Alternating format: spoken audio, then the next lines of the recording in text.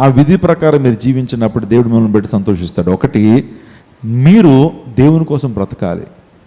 ఎవరి కోసం బ్రతకాలి? దేవుని కోసం బ్రతకాలి. యెషయా 43:7 చదవండి ఒకసారి. నేను దీన్ని ఎలాబరేట్ చేయను, ఎక్స్ప్లెయిన్ చేయను, కానీ జస్ట్ సినాప్సిస్ ఇస్తాను. మీరు ఇంటికి వెళ్ళిన తర్వాత ఇంకా ధ్యానాలు చేయండి. యెషయా 43:7 నా మహిమ నిమిత్తము నేను సృజించిన వారిని, నా నామం పెట్టబడిన వారిని అందరినీ తెప్పించుము. నేనే వారిని కలుగజేసి తిని వారిని పుట్టించిన వాడిని నేనే. ఒక్కసారి దాన్ని అర్థం చేసుకుని, నా మహిమ నిమిత్తము నేను సృజించిన వారిని అంటే దేవుడు మనల్ని అందరూ ఎందుకు సృజించాడట? తన మహిమ నిమిత్తము నా నామం పెట్టబడిన వారిని అందరినీ తెప్పించుము, నేనే వారిని కలుగు చేసిద్దని. Why did God create us? దేవుడు ఎందుకు మనల్ని కలుగు చేశాడంటే మన ద్వారా దేవునికి మహిమ రావాలని. ప్రైజ్ గాడ్, హల్లెలూయా. మనం అందరూ బట్టి ఎవరి మహిమ కొరకు జీవించాలి? ఎవరికి మహిమార్థంగా మనం బ్రతకాలి? ఎవరికి ఘనత తీసుకురావడానికి మనం బ్రతకాలి? దేవునికి మహిమ తీసుకోవడం కొరకు బ్రతకాలనే విషయాన్ని మనం ధ్యానం చేస్తున్నాము. ఆ తర్వాత ప్రసంగి గ్రంథం 12:13 కూడా మరే ఇదే మాట నుంచి, దేవుని ఆజ్ఞలను కట్టను అనుసరించి ఆయన భక్తులు కలిగి ఉండాలి. రెండోదిగా ఏంటి? దేవుని ఆజ్ఞలకు లోబడి ఆయన భక్తులు కలిగి జీవించడమే మన యొక్క విధి. మూడోదిగా ఆలోచన చేసినప్పుడు ఎఫెసీయులకు రాసిన పత్రిక 1వ అధ్యాయం, ఎఫెసీయులకు రాసిన పత్రిక 1వ అధ్యాయం 4-5 వచనాల్లో ఎట్లనగా, మన ప్రియుని యందు తన ఉచితముగా మనకు అనుగ్రహించిన తన కృపా మహిమకు కీర్తి కలుగునట్లు. ఈ మాట మీరు అండర్లైన్ చేసుకోవాలి. తన కృపా మహిమకు కీర్తి కలుగునట్లు.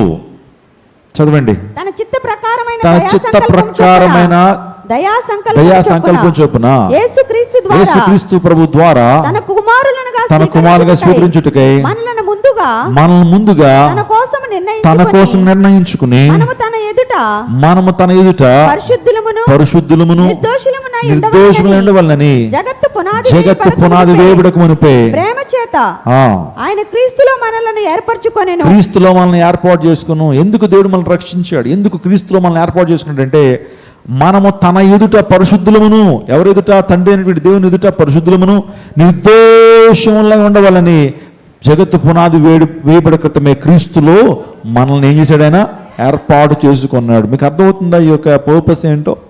అంటే దేవుడు మనల్ని ఏం కోరుతున్నాడంటే మనం నిందారహితులుగా ఉండాలని, పరిశుద్ధులుగా ఉండాలని, నిర్దోషులుగా ఉండాలని దేవుడు కోరుతున్నాడు. అంటే మనం పరిశుద్ధమైనటువంటి జీవితాన్ని జీవించాలని దేవుడు కోరుతున్నాడు. అదే మానవ జాతి ఇస్తున్న విధ. ఆ తర్వాత ఇంకా నేను చెప్తున్న ప్రాముఖ్యమైన అంశం ఏంటంటే దేవుడు ముందుగా సిద్ధపరిచిన సత్క్రియలు చేయుటకై క్రీస్తు యేసునందు మనం సృజించబడే వారము. 2:10 చదవండి. ఎఫెసీయులకు రాసిన 2:10. ఎఫెసీయులకు రాసిన 2:10.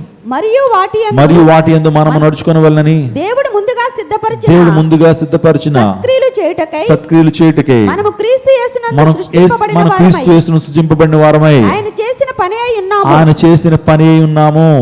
చూడండి, ఇక్కడ మనం ఆయన పర్పస్ని గమనిస్తున్నాము. మనం మంచి కార్యాలు చేయటం కొరకే, మన జీవితంలో మంచి కార్యాలు చేయటం కొరకు మనం నియమించబడ్డాం. తండ్రి అయిన దేవుని ఆత్మతో సత్యముతో ఆరాధించేటువంటి గొప్ప పని కొరకు మనం నియమించబడ్డాం.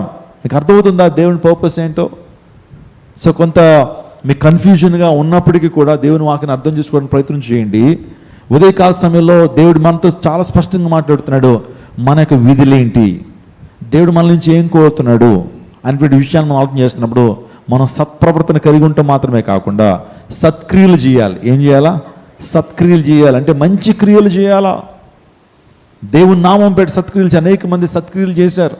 మిషనరీలు మనం చూస్తున్నప్పుడు, అనేక మంది దైవభక్తులను చూస్తున్నప్పుడు ప్రపంచానికి సేవ చేశారు. ప్రపంచానికి అనేకమైనటువంటి కాంట్రిబ్యూషన్స్ అందించారు. ఎందుకంటే నేను ఈ లోకంలో జీవిస్తున్నప్పుడు ఈ లోకానికి నేను ఏదైనా ఇవ్వాలి దేవుని యొక్క నామంలో. అనేక మంది ఈ లోకానికి వచ్చినటువంటి వారు గొప్ప కాంట్రిబ్యూషన్స్, వారు ప్రజా సేవ చేశారు, ప్రజలకి మేలు చేయాలనే ఉద్దేశంతోనే బ్రతికారు. వారి జీవితాన్ని పణంగా పెట్టారు, వారి యొక్క కుటుంబాన్ని వదిలిపెట్టి వచ్చారు. సమాజ సేవ చేయాలి, అనేక మంది వెలిగించాలనే ఉద్దేశంతో అనేక మిషనరీలు రాలేదా? సత్క్రియలు వారు చేశారు. ఆ తర్వాత చివరిగా నేను మాట చెప్పి ముగించేస్తాను. అదేంటంటే దేవుడు ముందుగానే సిద్ధపరిచిన సత్క్రియలు చేయుటకై క్రీస్తు యేసునందు సృష్టించబడిన వారము మనుషులందరూ కొరకు తన రక్తం చెందించిన ప్రభువు కోసమే బ్రతకాలని, చనిపోయిన ఆయన కొరకే చనిపోవాలని దేవుడు కోరుతున్నాడు. రోమపత్రిక 14వ అధ్యాయం 7వ చూద్దాం. రోమపత్రిక 14వ అధ్యాయం 7వ చదువుకుందాం. మనలో ఎవడును తన కోసమే బ్రతకడు. ఎవడు తన కోసమే చనిపోడు. మనము బ్రతికినను ప్రభువు కోసమే బ్రతుకుచున్నాము. ప్రభువు కోసమే బ్రతుకుచున్నాము. చనిపోయినను ప్రభువు కోసమే చనిపోచున్నాము. కాబట్టి మనము బ్రతికినను చనిపోయినను ప్రభువు వారమై ఉన్నాము. What a great statement it is. మనం బ్రతికినను ప్రభు కొరకే బ్రతుకుచున్నాము, చనిపోయిన ప్రభు కోసమే చనిపోచున్నాము. కాబట్టి మనం బ్రతికినను చనిపోయినను మనం ప్రభు వారమే. ప్రైజ్ గాడ్, హల్లెలూయా. క్లియర్ అయిందా మీకు? ఇప్పుడు క్లియర్ అయిపోయిందా? మనం ఎవరి కోసం బ్రతికినా ప్రభు కొరకే, చనిపోయినా దేవుని కొరకే. Praise God. ఏనుగు చనిపోయినా లాభమేనట, బ్రతికినా లాభమేనట. కానీ మన బాడీస్ ఏంటో తెలియదు, కానీ కొన్ని జంతువుల బాడీస్ చనిపోయిన తర్వాత ఉపయోగకరంగా ఉంటాయి. అంటే వాటిని కొంతకు అమ్ముకున్నా డబ్బులు వస్తాయి.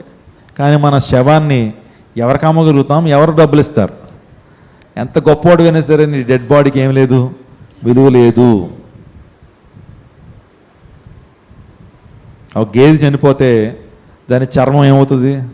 దాని స్కిన్ ఉపయోగకరంగా ఉంటుంది. కానీ మనం చనిపోయిన తర్వాత మన యొక్క శరీరం దేనికైనా ఉపయోగపడుతుందా? విలువ ఉంటుందా మానవ శరీరానికి? కానీ ఒక మాట నేను చెప్పినామండి, దేవుళ్ళు ఉన్నటువంటి మనకు విలువ ఉంది.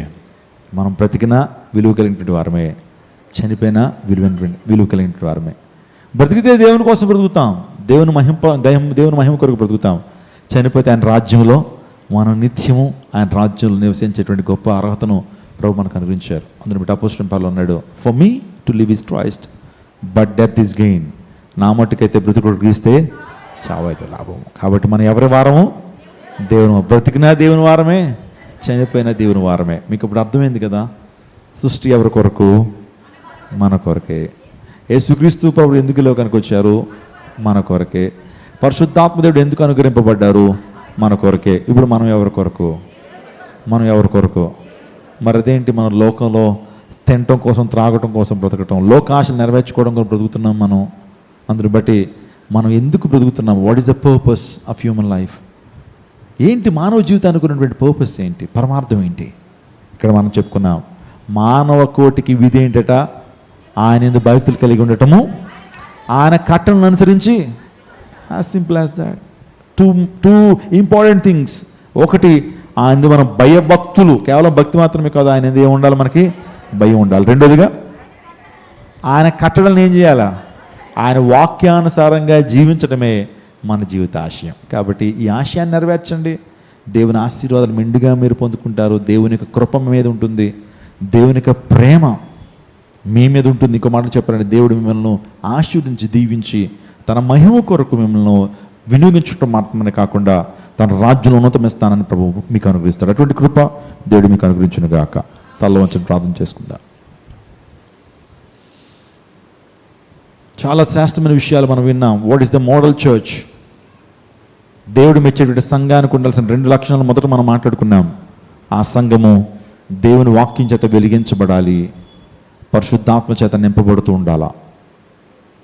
దేవుడు మనకు అనుగ్రహించిన ఆధిక్యతను బట్టి, ఈ సంఘంలో దేవుడు మనకు అనుగ్రహిస్తున్నటువంటి కృపను బట్టి, ఆధిక్యతను బట్టి దేవుని స్తుతిద్దాం, ప్రార్థన చేసుకుందాం. అందరూ కూడా ఒక తీర్మానంలోకి వద్దాం. జీవింతు నేను ఇక మీదట నా కొరకే కాదు, నీ కొరకే ప్రభువా. ప్రతి ఒక్కళ్ళు కూడా ఒక మంచి తీర్మానం, ప్రభువా నా కొరకు కాదయ్యా, నీ కొరకు నేను జీవించాలా అని ఒక మంచి తీర్మానంతో ప్రభు సందులోకి మనం వద్దాం. సకల ఆశీర్వాదంకు కారణభూతుడైన మా ప్రభువా, ఉదయకాల సమయంలోనైనా మానవ కోటికి విధి ఏంటో మీరు చెప్పారు. నీ యందు భక్తులు కలిగి ఉండుట, నీ ఆజ్ఞను అనుసరించి నడుచుట. ప్రభు సృష్టి ఎవరి కొరకు, పరిశుద్ధాత్మ దేవుడు ఎవరి కొరకు, యేసుక్రీస్తు ప్రభు వారు మీరు ఎవరి కొరకు చాలా క్లియర్గా మీరు మాతో మాట్లాడారు. మేము మీ కొరకు తండ్రి, నామను మహింపరచడం కొరకు, శ్రమ అయినా బాధ అయినా నీ కొరకు జీవించేటువంటి గొప్ప కృపను అనుగ్రహించండి. నీకే మహిమ చెల్లిస్తూ నాయన సంఘాన్ని దీవించండి, శాఖోపశాఖలు విస్తరింప చేయండి. అనేక మంది వాక్యపు వెలుగులో వారి జీవితాన్ని సరిచేసుకోవడానికి కృప చూపించండి. నీకే మహిమ చెల్లిస్తూ యేసు నామం పేరిట వేడుకొంచున్నాము తండ్రి. ఆమేన్, ఆమేన్, ఆమేన్.